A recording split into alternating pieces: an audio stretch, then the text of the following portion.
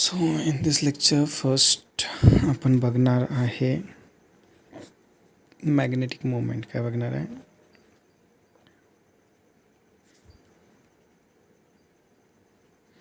Magnetic moment M bar. काय बघणार आहे? Magnetic moment M bar is equal to I into A bar असतं. किती असतं? I into A bar. जसं आपलं डायपोल मोमेंट असतं. डायपोल मोमेंट काय असतं? दोन चार्जेस असतात अपोजिट साईनचे, बरोबर. एक असतं मायनस क्यू, एक असतं प्लस क्यू. ओके. आणि ह्यांच्या दोघांतला डिस्टन्स किती असतो? 2L. तर dipole moment P bar is equal to काय असतं? क्यू इंटू 2L हे असतं ना. तसंच मॅग्नेटिक मुवमेंट पण असतं एम. ते पण काय मॅग्नेटिक मुवमेंट एम, आपण कॅपिटल एम ना, एम इंटू 2L असतं. काय असतं? एम इंटू 2L असतं. M into 2L. पण हे काय झालं? बार मॅग्नेटसाठी. हे काय झालं? बार मॅग्नेटसाठी. बट आपलं एक सर्क्युलर लूप. काय? एक सर्क्युलर लूप. हे पण आपल्याला काय दाखवतं? मॅग्नेट दाखवतं. त्याचं वरचं फेस एक साईड ऑफ मॅग्नेट असतं, जसं नॉर्थ और साऊथ. जसं मी मागच्या लेक्चरमध्ये सांगितलं, तर नॉर्थ और साऊथ कसं काढायचं? क्लॉकवाईज असलं, अँटी क्लॉकवाईज असलं तर कसं काढायचं? हे काय आहे? Anti clockwise. बरं, अँटी क्लॉकवाईज अँटी क्लॉकवाईज काय देतं आपल्याला? वरती नॉर्थ पोल देतं. म्हणजे एखादा रिंग असेल, फॉर एक्झाम्पल ही रिंग आहे. ओके. वरच्या साईडला आता हे तुम्हाला एक लिहिलेलं दिसतं, तर ह्या साईडला नॉर्थ पोल असणार आणि खालच्या साईडला काय असणार आहे? साऊथ पोल असणार आहे. ओके. मग ह्याचं मॅग्नेटिक मुवमेंट कसं काढायचं? मॅग्नेटिक मुवमेंटचा फॉर्म्युला आहे M is equal to I into A. I काय असतो? करंट. आणि ए काय असतो? Area of this loop. Area of this loop हा झाला त्याचा area of this loop. I hope तुम्हाला मॅग्नेटिक मोमेंट ह्याचं समजलं असेल. Okay. Now we will move on to next topic. Okay, that is torque on a current loop placed in constant magnetic field. काय बघणार आहे? Torque on a current loop placed in a constant magnetic field. बरं, आपण बघितलं आहे okay की एखादा close loop, काय म्हणू आपण? Close loop. ओके. मॅग्नेटिक फील्डमध्ये ठेवलं असेल. ओके. जसं हे माझं क्लोज लूप आहे, हे मॅग्नेटिक फील्डमध्ये ठेवलं असेल, याच्यामध्ये काहीतरी करंट आय फ्लो होतो आहे. ओके. तर आपण बघितलं तर की आपला फॉर्म्युला होता. ओके. फोर्स ॲक्टिंग काय होतं? I be close integral D L, बरोबर. तर मी तुम्हाला सांगितलं तर क्लोज इंटिग्रल डी एल. मग इथं स्टार्ट केला, परत इथं आलं, तर ह्याचं नेट डिस्प्लेसमेंट काय झालं? 0 झालं. तर force acting on a close loop किती असतं? 0 असतं. काय असतं? क्लोज लूप काय असतं? 0 असतं. बरं, टॉर्क काय असतो? Torque is equal to force into perpendicular distance. काय असतं? Force into perpendicular distance. मग जर फोर्सच 0 आहे तर टॉर्क पण काय असणार? आपला 0 असणार. टॉर्क पण काय असणार? 0 असणार. ओके.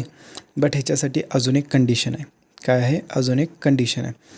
फोर्स 0 असणार हे फिक्स आहे, बट टॉर्क प्रत्येक वेळेस 0 असणार हे फिक्स नाही. ओके. व त्याची कंडिशन सांगतो. बरं, ह्याच्यावर फोर्स का 0 असतो? कारण एक साईडला फोर्स अशी लागते, ह्या साईडला अशी, ह्या साईडला अशी लागते, ह्या साईडला अशी. Every force is equal and opposite. त्याच्यामुळं काय होतं? It cancel out each other. Okay. त्याच्यामुळं टॉर्क पण 0 असतो. समजलं? बट वेन हा जो लूप आहे, ओके, हा जो लूप आहे, मी रोटेट करतो बाय अन अँगल थीटा. काय? I rotate it by an angle theta. Okay.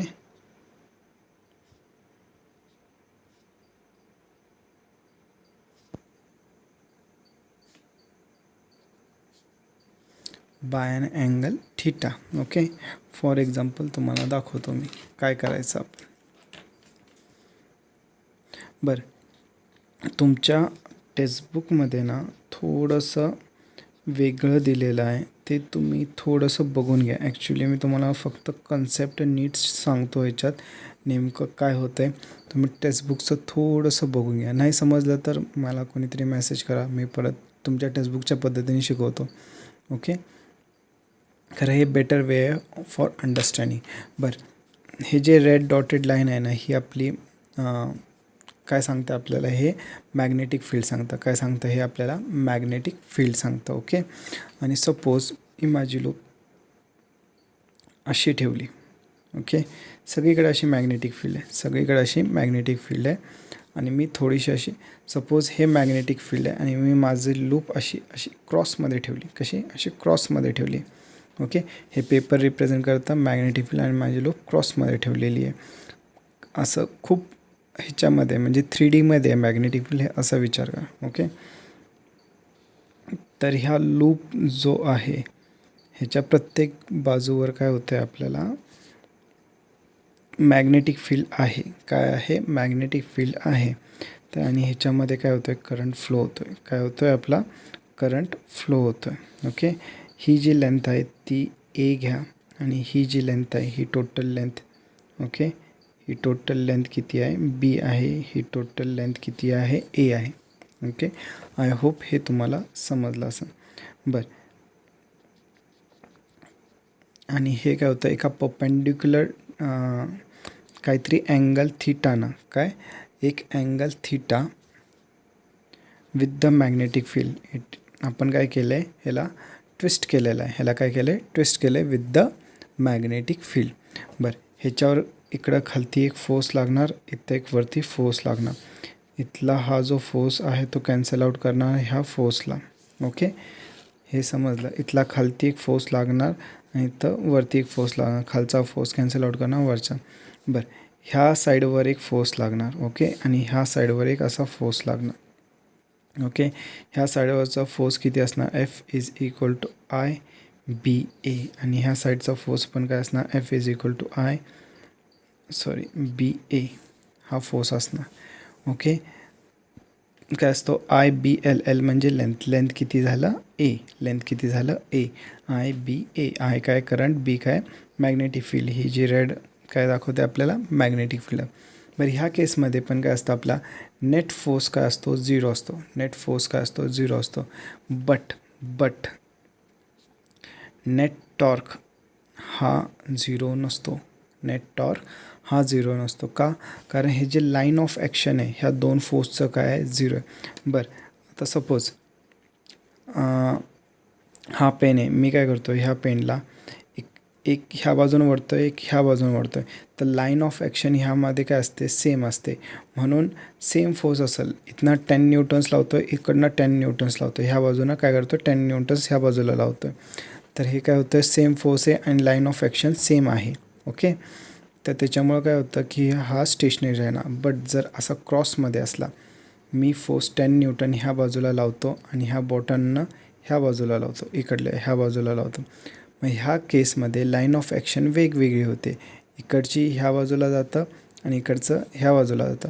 Line of action change झाली, आणि लाईन ऑफ ॲक्शन चेंज झाल्यामुळं हा काय होणार? असा रोटेट होणार. असं काय होणार? रोटेट होणार. जरा मला कॅमेरा पण पकडायला लागतो आणि हे पण करायला लागतं, म्हणून थोडंसं तुम्हाला कळायला हे होतं. असं रोटेट होतं. असं काय होतं? रोटेट होतं. आणि त्यामुळं नेट टॉर्क आपला कधीही 0 राहत नाही. कधीही 0 राहत नाही. समजलं? बरं, आपण ह्याला टॉप व्ह्यू बघूया. आपण असं वरतून बघतो आहे असं बघूया. ओके, जर टॉप व्ह्यू बघितला, आपली मॅग्नेटिक फील्ड लाईन्स अशी असणार. ही आपली मॅग्नेटिक फील्ड लाईन असणार आणि हे आपलं लूप असं असणार. ओके, लूप म्हणजे अशी वायर असणार आपली, बरोबर? अशी वायर असणार. बरं, it will be making angle theta, बरोबर? काय बनवतं आहे? Angle theta. हे बरोबर आहे. बरं, ह्याच्यावर फोर्स लागतो. हा फोर्स किती असतो? बघा, आपण फोर्स काढलेला आहे. किती आहे? F is equal to I B A, आणि इथं पण काय आहे? F is equal to I B A. एवढा फोर्स इक्वल आणि इक्वल फोर्स लागतो दोन्ही साईडला. खरं अपोजिट डायरेक्शनला आहे. Making angle theta. बरं ही जी लेंथ आहे आपण वरतून बघतो ही जी लेंथ आहे ती किती असणार आहे, बी असणार आहे. किती असणार आहे, बी असणार आहे. तर ह्याच्या सेंटरमधून हे रोटेट होतील, काय होतील ह्याच्या सेंटरमधून. ही टोटल लेंथ किती असणार आहे, टोटल लेंथ जी असणार आहे ती किती असणार आहे, ही बी असणार आहे. ही टोटल लेंथ किती असणार, बी. ह्याच्या सेंटरमधून रोटेट होतो आहे बरोबर. मग ह्याचा हाफ लेंथ किती असणार आहे, b/2. तर ह्या अँगलला आपण b/2. बट टॉर्कचा फॉर्म्युला काय, torque is equal to force into perpendicular distance असतं. काय असतं, फोर्स इंटू परपेंडिक्युलर डिस्टन्स. आणि नेट टॉर्क काय होणार, नेट टॉर्क काय होणार, हा force into perpendicular distance plus हा फोर्स इंटू परपेंडिक्युलर डिस्टन्स. पहिला परपेंडिक्युलर डिस्टन्स काढून घ्या. परपेंडिक्युलर डिस्टन्स म्हणजे हे फॉर्म असणार. ओके, हे जे ॲक्सिस आहे आपलं ह्याच्यापासून परपेंडिक्युलर डिस्टन्स. बरं हे काढायचं असं आपल्याकडे थीटा आहे, थीटाच्या अपोजिट साईडला आहे. म्हणजे काय होणार, हे हायपोटेनियस आहे. मग हे डिस्टन्स काय होणार, b/2 साईन थिटा एवढं होणार. सेम इथं काय येणार, b/2 साईन थिटा. ओके, तर काय ना, फोर्स इंटू परपेंडिक्युलर डिस्टन्स, हा फोर्स इंटू परपेंडिक्युलर डिस्टन्स काय ना, b/2 साईन थिटा प्लस काय ना, b/2 साईन थिटा प्लस हा फोर्स इंटू परपेंडिक्युलर डिस्टन्स काय ना, f into b/2 sine theta. Okay, but तुम्ही म्हणणार आता सर ह्याचं डायरेक्शन हे आहे, ह्याचं डायरेक्शन हे आहे, तर इथं प्लस का आलं, मायनस का नाही आलं. ओके, तर त्याचं पण रिझन तुम्हाला सांगतो. ह्याचं डायरेक्शन हे असलं तर जर मी इथं ओरिजिन घेतलं तर हे 0च्या वरती घेतलं आणि हे पॉझिटिव्ह फोर्स घेतला, हे 0च्या वरती घेतलं आणि पॉझिटिव्ह फोर्स घेतला, तर हे 0च्या खालती येईल आणि नेगेटिव्ह फोर्स येईल. हे 0च्या खालती आलं म्हणजे b/2 मायनस b/2 येतं. तर minus b/2 into minus F काय भेटणार मला, प्लस भेटणार. Minus b/2 into minus F काय भेटणार मला, प्लस भेटणार. म्हणजे ह्याच्यातली एक, ह्या दोन्ही काय होतात, पॉझिटिव्ह होऊन जातात. तर टोटल नेट टॉर्क काय होतो, एफ b/2 प्लस b/2 काय होतं, बी होऊन जातं, बी साईन थिटा. बरं एफ किती आहे आपला बघा, F is equal to IBA. तो इथं लिहा IBA into B sine theta बरोबर. बरं बी इंटू ए काय होणार बघा, बी इंटू ए आपल्याला हा टोटल एरिया भेटणार. काय भेटणार, बी इंटू ए आपल्याला हा टोटल, हे बी आहे ही लेंथ आणि ही ए आहे. तर IBA साईन थिटा एवढं भेटतं. काय भेटतं, IBA साईन थिटा. समजलं. बरं आय इंटू ए मी आता तुम्हाला वरती सांगितलं तर मॅग्नेटिक मोमेंट काय असतं, आय इंटू ए. तर आय इंटू एला मी रिप्लेस करू शकतो मॅग्नेटिक मोमेंटनं बरोबर, into B sine theta into B sine theta. बस साईन थिटा असल्यावर म्हणजे काय, ह्याचा एम आणि बीचा क्रॉस प्रोडक्ट असणार. आणि टाव तसं पण काय वेक्टर क्वांटिटी आहे, तर हे काय येतं एम बार क्रॉस बी बार. काय येतं एम बार क्रॉस बी बार. तर हे झालं फोर्स ॲक्टिंग. हे काय झालं, force acting on a loop, force acting on a loop. बरं एक्झाममध्ये तुम्ही असं जरी केलं तर काही जास्त प्रॉब्लेम येणार नाही. एवढं बघत नाही कोण. ही पण डायग्राम राईट आहे, काही प्रॉब्लेम येत नाही. NCERTच्या बुक्समध्ये पण ह्याच डायग्रामनं यूज केलेलं आहे. आपल्या बुकमध्ये खूप कॉम्प्लिकेटेड करून दिलेलं आहे त्यांनी. तर तुम्ही हे जरी लिहिला तरी चालेल, काही प्रॉब्लेम येणार नाही. फक्त इक्वेशन नीट लिहित जायचे आणि सेंटेन्स नीट लिहायचे, एवढं काय. ओके, बरं आपलं आपण जरा टाऊ ह्याच्यावर जरा लक्ष घालूया. काय बघा, tau bar is equal to M bar cross B bar. म्हणजे हा मॅग्नेटिक मोमेंट आणि मॅग्नेटिक फील्डवर डिपेंड करतो. बरं जर इलेक्ट्रिकचा बघितला, ओके इलेक्ट्रिकचा टॉर्क बघितला तो काय होता, P bar cross E bar. म्हणजे हा काय होता, electric dipole moment into electric field. तसंच आपलं काय आलं, magnetic dipole moment into magnetic field. बरं आपला फॉर्म्युला काय, T is equal to MB sine theta. बरं theta is equal to 90 degree असल्यावर आपला टाऊ मॅक्स असणार. काय असणार, tau max. Theta is equal to 90 degree इथे टाकलं तर साईन थिटा काय येतं 1 येतं. तर tau is equal to MB राहतं. तर टाऊ मॅक्स भेटतो. आणि टाऊ जर theta is equal to 180 degree और 0 डिग्री असलं तर आपल्याला काय भेटतं, टाऊ मिनिमम भेटतं. थिटा 0 काय येतं 0, तर टाऊ काय होतं 0. थिटा 180 काय येतं 0, तर टाऊ काय येतं 0 येतं. समजलं? काही प्रॉब्लेम ह्याच्यात? ह्या कंडिशनला आपण असंही म्हणू शकतो की M bar is parallel to B bar, आणि ह्या कंडिशनला आपण असं म्हणू शकतो M bar is perpendicular to B bar. Okay. जर नंबर ऑफ टर्न्स जास्त असतील, ओके, एखादं लूप असेल त्याच्यात number of turns N number of turns असतील, एक लूप असेल असं त्याच्यात एन नंबर ऑफ टर्न्स असतील, ओके, असे एन नंबर ऑफ टर्न्स असतील, तर त्याच्यावरचा टॉर्क किती असणार? Torque is equal to N I A B sine theta असं असणार. आत्ता काय होता आपला, आत्ता जो आपण काढला होता तो काय होता? I B A sine theta एवढा होता, बरोबर. तर जर एन टर्न्स असतील तर काय होतं? N I A B A sine theta. बरं, हेच प्रिन्सिपल यूज करून आपण काय केलं आहे, एम सी जी काढलेलं आहे. मी एक शॉर्टमध्ये समजवतो. एम सी जी सगळं थेरॉटिकल आहे, तुम्ही वाचून घ्या, तुम्हाला समजेल ह्याच्यानंतर काय होतं त्याच्या. ॲक्च्युली काय असतं, 2 मॅग्नेट ठेवलेले असतात, एक नॉर्थ पोल एक साऊथ पोल. ह्याच्यामध्ये काय करतो आपण, इथं एक टर्मिनल असतो, इथनं असं आपला कॉईल सुरू होते ॲक्च्युली.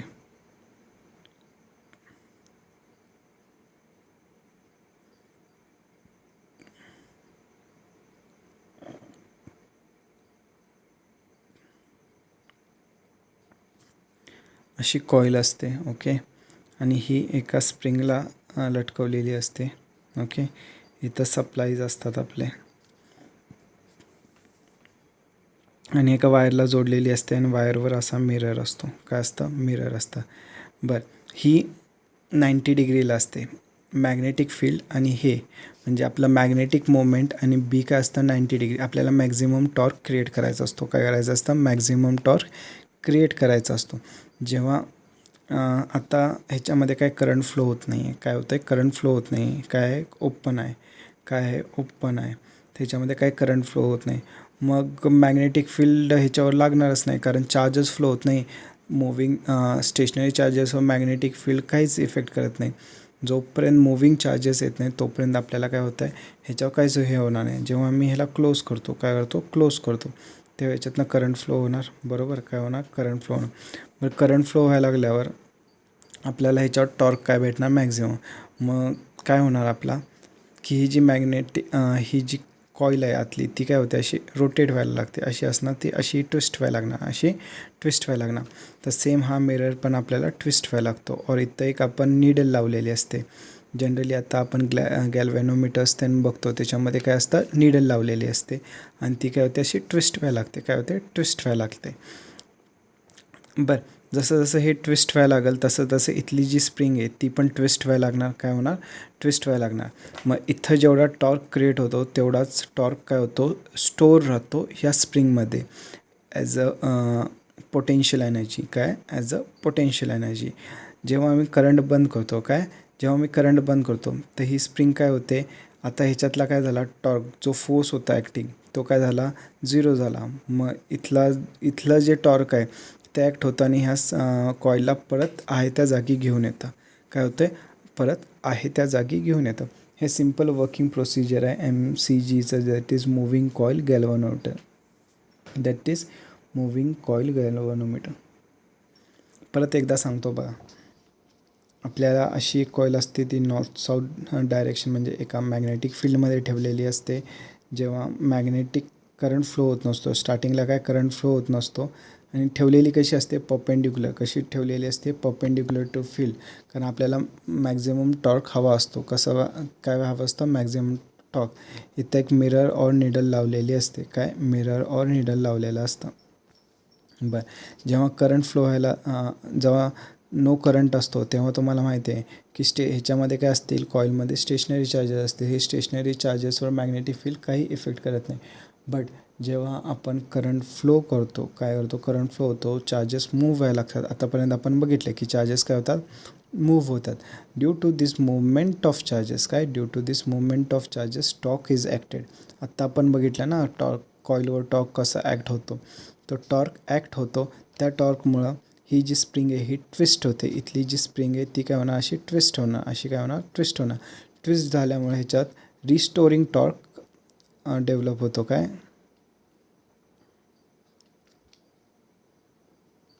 Restoring torque